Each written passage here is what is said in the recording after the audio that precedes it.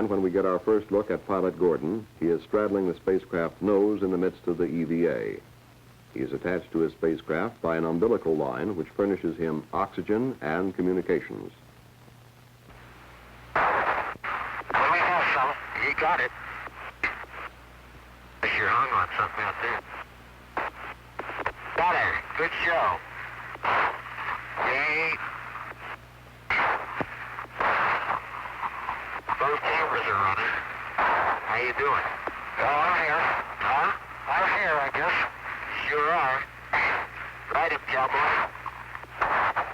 Now, why don't you just sit down and take a rest? Huh?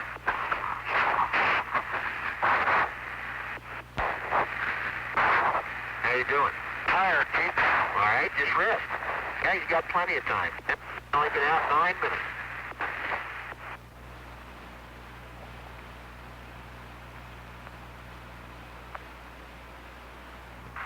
It's slow a little bit. Takes time.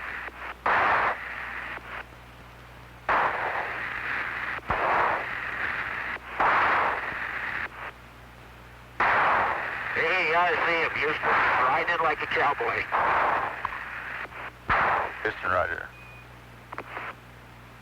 Shoot, the voice recorder's not on. Voice recorder's on now. We're 9 minutes, 50 seconds into the evening. Jake's sitting on the nose breathing. How you doing? I'm breathing hard. Yeah? Well, just relax.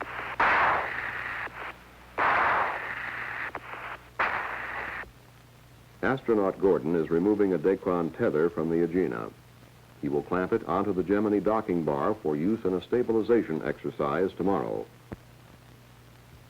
During the EVA exercise, the pilot became increasingly tired. He had lost the sight of his right eye from sweat, and rather than risk losing vision in the other, the command pilot called him in, ending the EVA after 44 minutes. Early termination of the EVA canceled an experiment using a power tool for the first time in... On the next revolution, the hatch was opened briefly to jettison equipment associated with EVA. The crew now had a little more elbow room in their spacecraft. For the rest of the day, they worked on experiments. 11 were in the flight plan. The crew now slept about 5 hours. They awoke in their 25th revolution. The mission was more than half over. At the beginning of the 26th revolution, Command Pilot Conrad received a go for a burn of the primary propulsion system, the PPS of the Agena. Gemini 11, here's Q. He's got a go for your PPS burn. Roger. He lit the big Agena engine over the Canaries. It added a velocity of 920 feet per second to the orbit of the combined vehicles. The Agena carried Gemini 11 to a new altitude record, reaching an apogee of 739 4/10 nautical miles over Australia. We are 325 miles higher than the old altitude set in July by Gemini 10. The crew remained in this orbit for 2 revolutions. They looked down on Earth with a view never before seen by man.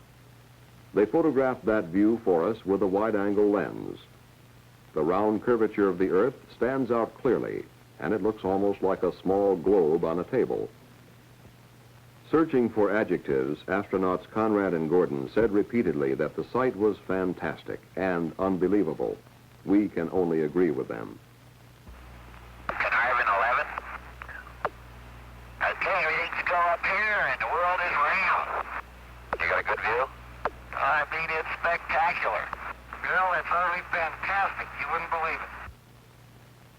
Over everything hangs a vivid blue color. If there are intelligent creatures in the universe, perhaps they call us the blue planet. The flight plan allotted some 3½ hours to Gemini 11 in this orbit before the command pilot executed a retrograde burn of the Agena PPS. It decreased the orbital velocity 918 feet per second. Spacecraft and its docked target vehicle then returned to the lower orbit of 164 by 156 nautical miles. The day had been busy. For the first time since they awoke 6 hours ago, the crew had time to eat breakfast. The pace did not slow down. On the 29th revolution, the crew was ready to begin a third EVA for photography from an open hatch.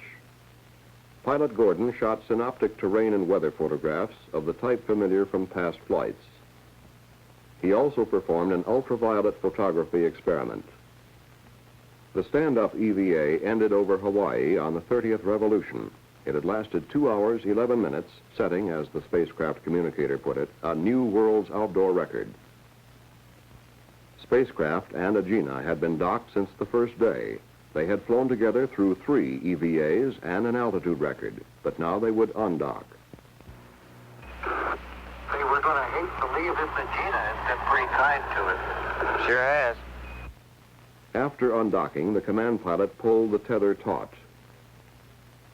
The purpose is to investigate modes of stabilizing a space vehicle during station keeping without using maneuvering fuel. At first, he had difficulty getting a taut line fully extended, and at one point told the ground that it was like skipping rope. Command pilot Conrad then put his spacecraft in a very slow spin of 40 degrees a minute. He made a complete revolution in 9 minutes. Later, at the request of the flight director, the spin rate was increased to 55 degrees a minute.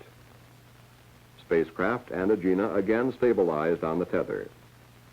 The tether is maintaining tension at all times. I'm impressed. Station keeping in this mode became so uneventful that at one stage, the crew took time out for a bite to eat. After 2 revolutions, the tether was released by jettisoning the docking bar on the nose of the spacecraft. The tether floated erratically in space. The command pilot said it's wrapping around itself like a Christmas present. Goes 100 feet one way, then 100 feet the other way. Gemini 11 now separated from the Agena with a velocity change of 9 feet per second, and the last full day of the mission was over.